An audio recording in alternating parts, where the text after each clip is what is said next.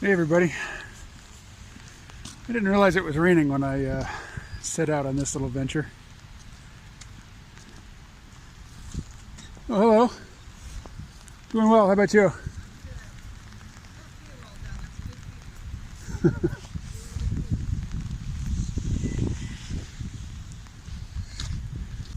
Probably gonna have to wait and do this when I get home. The phone's getting all wet.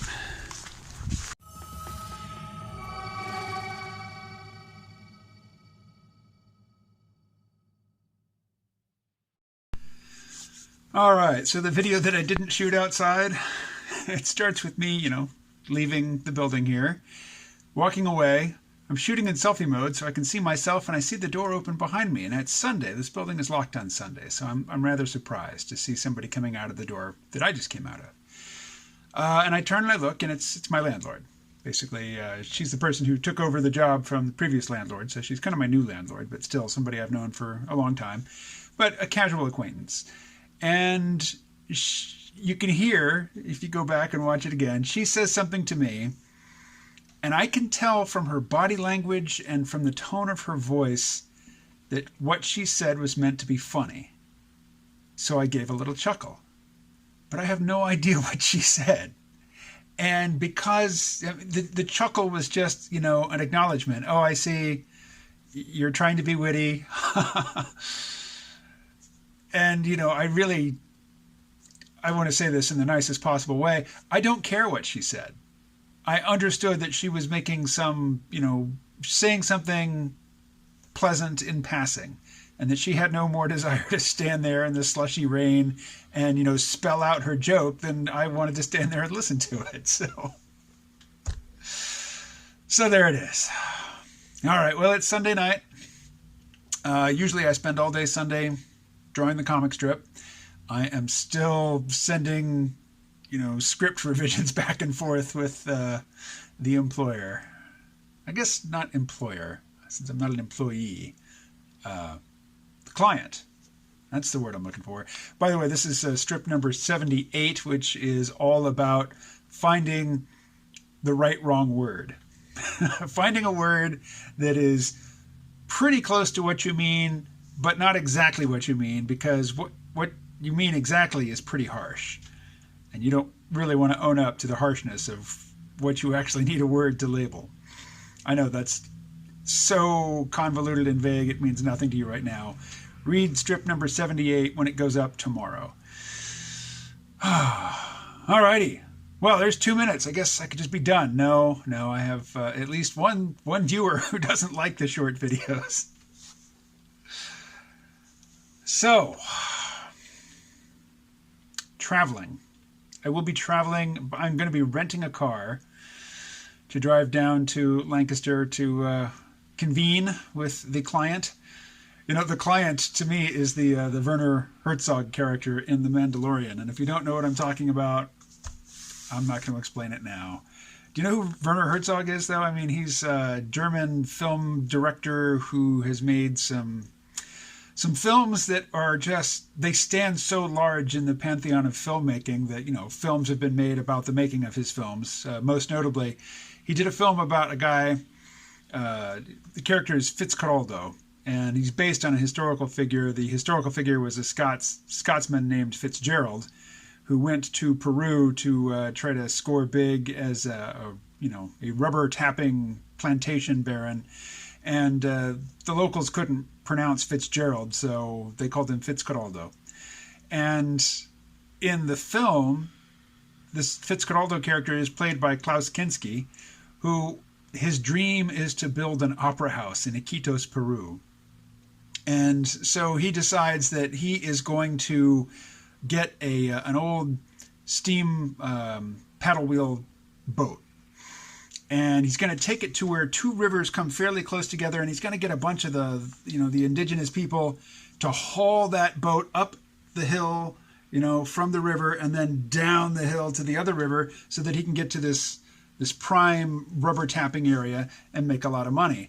And he's a maniac. He has this insane vision, but his vision is so intense, and his mania for building this opera house is so intense that the local people end up, some of them giving their lives in this effort to drag this, this steamship up a mountain and down the other side.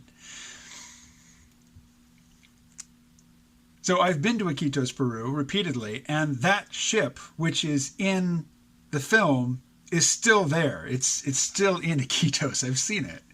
But Werner Herzog is, in a way, like Fitzcarraldo in that he had this vision for making this really weird, quirky movie, which really involved dragging this ship up the side of a hill in the Peruvian Amazon and then down the other side. And I don't know that anybody died, like the characters in the film did, but still, it was a maniacal venture, and it's all captured in a documentary of, based on the making of Fitzcarraldo. What's the documentary called? I will look it up and put it on screen. And obviously, I didn't have a point in mind because I had no idea that I'd be talking about Werner Herzog. I mean, it was a Mandalorian association. But if I were looking for a point, I guess it would be this. I waste a lot of time. I don't even want to say spend time. I mean, I squander time on, stuff that just doesn't add up to anything. When, in a sense, what I wish was that I had that driving mania that drove Fitzcarraldo and which drove Werner Herzog. And I remember listening to, it must have been a podcast, but an interview with the science fiction author Cory Doctorow. And he wrote a book called Little Brother, which is a play on Big Brother.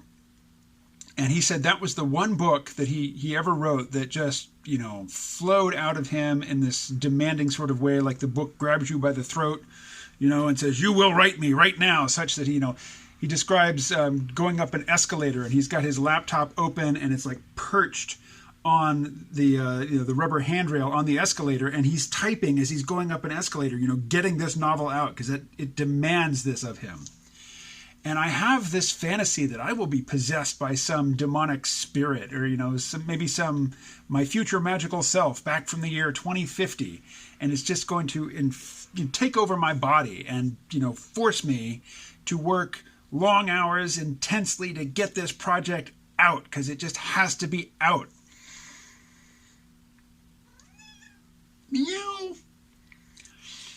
It hasn't happened yet, and I don't really expect it to happen. I expect to continue to use the blunt cudgel of the deadline to motivate myself to, basically squander time until, the clock is ticking, the hour of the deadline is at hand, and it is time to buckle down and actually do some work. Until the AI, which structures my life, decides to gamify creative production, I don't expect to pull a Fitzcarraldo anytime soon, although I still fantasize about it. So, pulling a Fitzcarraldo, there's an enigmatic video title. Nonsensical even to the uninitiated, but that's not you. You have been initiated.